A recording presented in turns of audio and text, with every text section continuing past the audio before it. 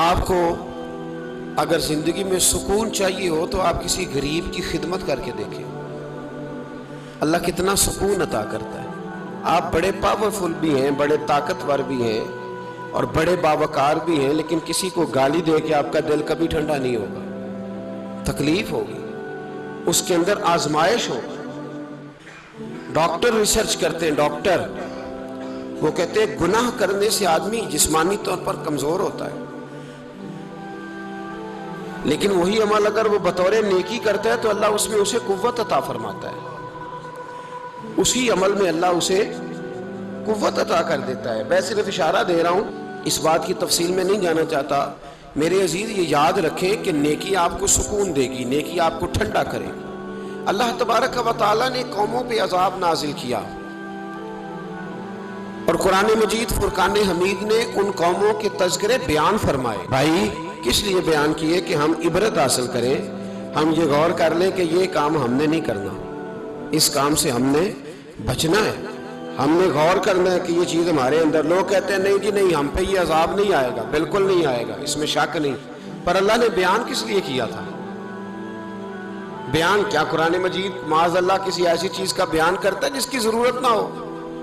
قرآن پاک نے ایک ایک حرف ایسا بیان کیا جس کی مسلمان کو ضرورت تھی۔ قوم نوح کا ذکر فرمایا قرآن پاک نے۔ حضرت نوح علیہ السلام کی قوم کو حضرت نوح علیہ السلام نے 1500 سال سمجھایا ہے۔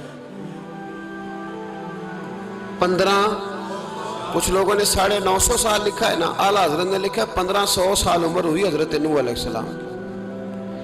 اللہ تعالیٰ بندے کو جلدی سزا نہیں دیتا، بلکہ قرآن مجید میں ایک جگہ رب کریم اس طرح بھی فرماتا ہے کہ جب بندے مجھے بھول جاتے ہیں تو میں ان کے لیے نعمتوں کے دروازے کھول دیتا ہوں۔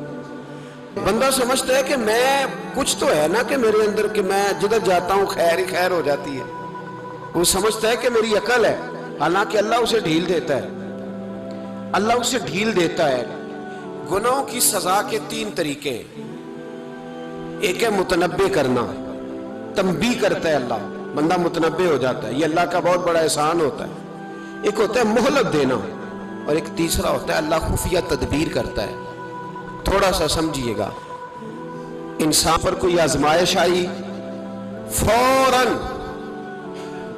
اس کی چھٹی اس نے کہا کہ وہ فلان جگہ غلطی کی تھی تب ایسا ہوا ہے۔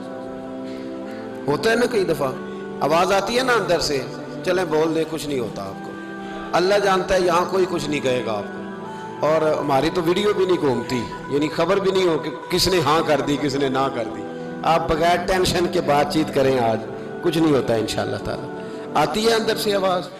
میں آپ سے اس لیے ان چیزوں کی تصدیق کراتا ہوں کہ باقیوں کو بھی آتی ہے کہ نہیں، اس لیے تصدیق۔ کبھی کوئی کسی جگہ انسان پریشان ہوتا ہے تو محسوس کرتا ہے کہ وہاں مجھ سے ہوتا ہے نا جی، جس کو یہ نصیب ہو جائے بڑا خوش نصیب آدمی ہے۔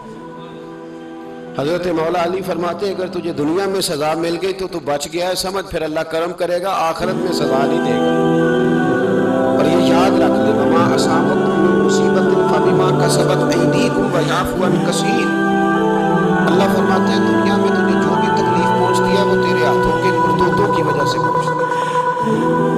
ویعفو عن کثیر، فرمایا کثیر گناہ تو میں ویسے ہی معاف کر دیتا ہوں۔ یہ جو تیری زندگی میں دکھ ہے نا، یہ بھی میری قلیل سزائیں ہیں۔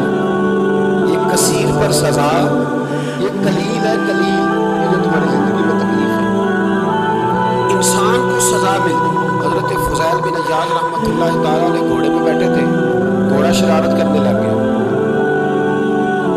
اچھلنے لگ گیا، کودنے لگ گیا، تو حضرت فضیل بن عیاض نیچے اترے، ایک کونے میں جا کے نماز کی نیت مان لی، 2 رکعت نماز پڑھی، پھر دیر تک استغفار پڑھتے رہے، روتے رہے، دعا کرتے رہے، واپس آئے۔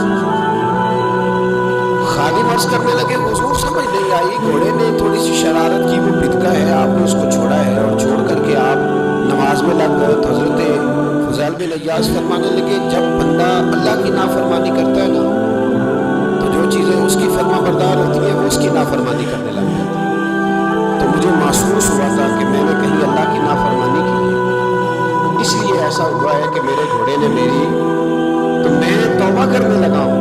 اور اب دیکھتا ہوں بیٹھ کے بھلا کیا ہوتا ہے، میں نے سچی توبہ، حالانکہ مجھے یاد نہیں کہ میں کہاں بولوں، پر کھری اور سچی توبہ کی۔ دوبارہ گھوڑے پہ بیٹھے تو گھوڑا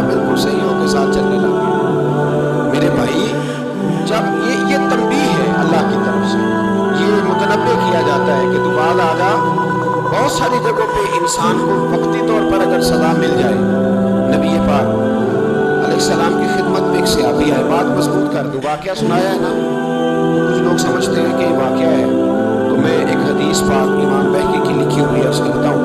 نبی پاک علیہ السلام کے ایک صحابی آئے اور ان کا سر پھٹا ہوا تھا، خون بہ رہا تھا۔ سرکار نے فرمایا کیا ہوا؟ عرض کی حضور ایک عورت جا رہی تھی، میری نظر پڑی، ابھی نظر پڑی ہے کہ میرے آگے ستون آ گیا تو میرے سر پہ لگ گیا۔